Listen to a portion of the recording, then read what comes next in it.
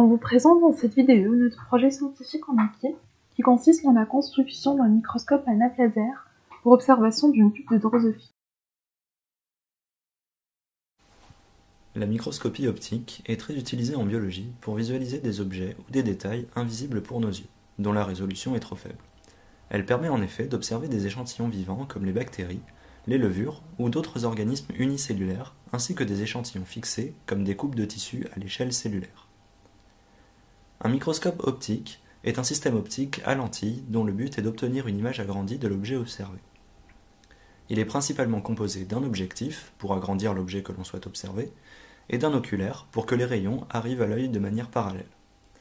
Un diaphragme permet de régler la quantité de lumière et des molettes permettent de déplacer l'échantillon pour le placer dans le plan focal. Parmi les différentes techniques de microscopie optique, il y a notamment la microscopie de fluorescence, très utilisée en biologie.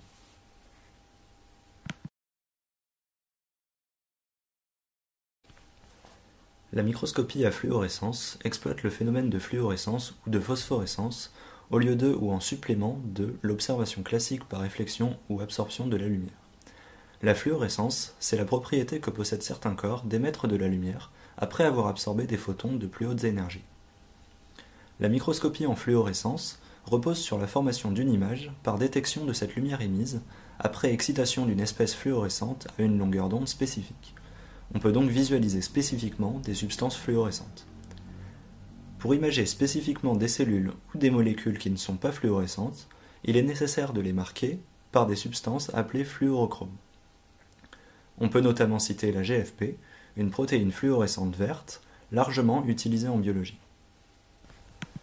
Cependant, bien que ce type de microscopie soit très utile pour examiner différents échantillons, il a quelques limitations pour son utilisation dans la pratique. En effet, les milieux biologiques sont souvent très diffusants et absorbants. Il peut donc être compliqué d'observer l'intérieur d'échantillons sans en faire des coupes, en raison de la faible intensité du signal fluorescent émis. Cela limite alors certaines applications à des échantillons fixés. Or, certains domaines de la biologie moderne nécessitent de plus en plus l'observation d'échantillons entiers et vivants, par exemple la biologie du développement dont le but est d'observer l'expression au cours du temps de certains gènes ou le développement de certains organes.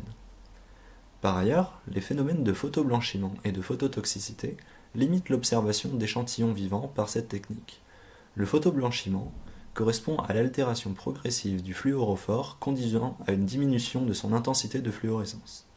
La phototoxicité, c'est l'endommagement des macromolécules présentes dans les cellules lors de l'illumination par la lumière d'excitation, ce qui peut altérer la physiologie de l'échantillon. Afin de faire face à tous ces problèmes, et comme la biologie moderne a de plus en plus besoin de techniques d'imagerie performantes pour obtenir rapidement des images de l'intérieur d'échantillons vivants, les techniques de microscopie ne cessent pas d'évoluer. Un exemple de méthode récente est la microscopie à nappe de lumière ou light sheet microscopy qui fait l'objet de notre projet.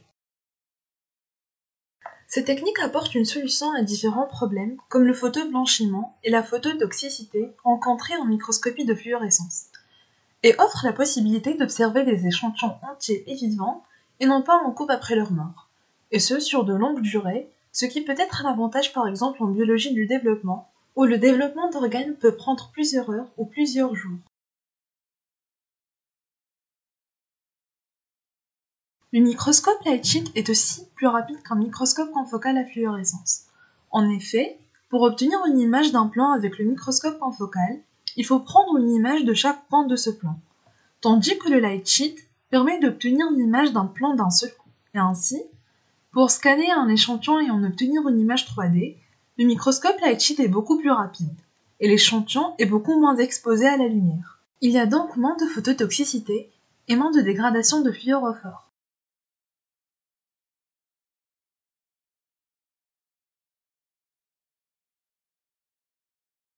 Par ailleurs, cette rapidité d'acquisition d'images est un enjeu crucial dans certains domaines. Par exemple, en neurosciences, où l'on souhaite parfois observer en temps réel la réponse d'une zone cérébrale ou d'un neurone à un stimulus. Passons maintenant au principe de cette microscopie. La microscopie à nappe de lumière est un type de microscopie à fluorescence basée sur l'élimination sélective d'un seul plan d'intérêt par une nappe de lumière, c'est-à-dire Un faisceau laser focalisé dans une direction est collimaté dans l'autre grâce à une lentille cylindrique qui se comporte comme une lentille convergente selon un de ses axes et qui est transparente selon l'autre. Cette nappe de lumière est projetée dans l'échantillon grâce à un premier objectif. Les fluorophores de l'échantillon situés à l'intérieur du plan sont excités et émettent conséquemment de la lumière collectée par un second objectif. Ainsi, on obtient d'un coup l'image d'un plan au lieu d'acquérir une image point par point, d'où la rapidité de cette méthode. Maintenant, nous allons voir comment il est le montage de notre microscope à nappe laser. Nous allons nous intéresser d'abord à la partie optique. Donc suivons le chemin optique ensemble.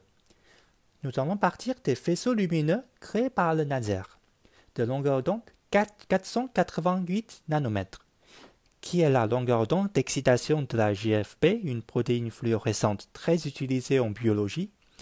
Ces faisceaux traversent d'abord un système afocal qui a pour but d'agrandir le faisceau laser par un facteur 2.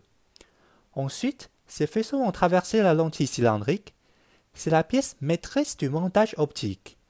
En effet, cette lentille va focaliser la lumière selon une direction et ne rien faire dans l'autre. Le faisceau parallèle est donc converti en une nappe laser. Cette nappe va ensuite traverser une lentille convergente L3. En passant par le point focal de L3, on a alors une nappe qui sort parallèlement, ce qui permet que la lumière arrive de l'infini dans l'objectif, et que la nappe soit focalisée dans le plan focal de l'objectif où on place l'échantillon à imager. Si l'échantillon exprime la GFP, celui-ci va émettre une lumière fluorescente verte uniquement dans le plan éclairé par la nappe. Et ce signal fluorescent est imagé par un deuxième objectif dans la direction perpendiculaire à la nappe. La lentille de tube à la fin permet de focaliser le signal fluorescent sur la caméra. Grâce à cela, nous pouvons obtenir une image d'un plan de coupe de l'échantillon. Maintenant, nous allons utiliser notre montage pour observer un organisme vivant, dans notre cas une drosophile. Mais comment monter notre drosophile dans le montage?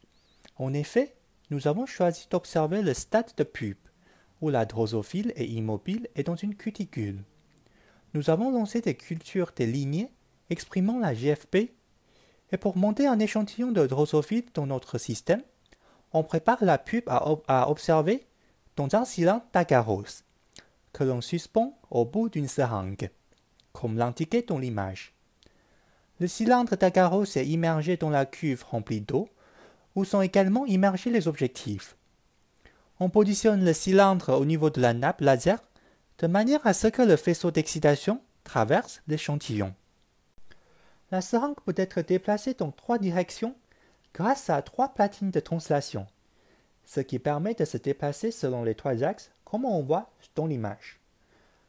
En effet, 2 axes sont contrôlés manuellement, mais la 3e axe, l'axe perpendiculaire à la nappe, est assuré par une platine piézoélectrique, donc contrôlable finement par ordinateur, ce qui permet de translater la pupe de drosophile pour que la nappe puisse la balayer entièrement.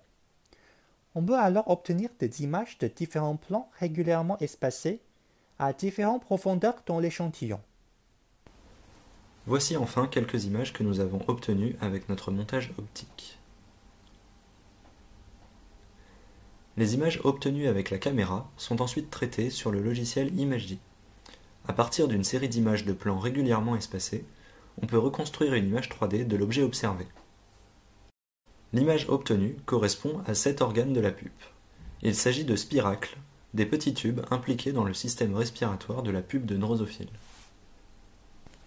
Notre montage nous a permis d'obtenir les performances suivantes. Un grandissement transverse d'environ x50, une résolution latérale d'environ 3 micromètres et une résolution axiale de l'ordre de 10 micromètres.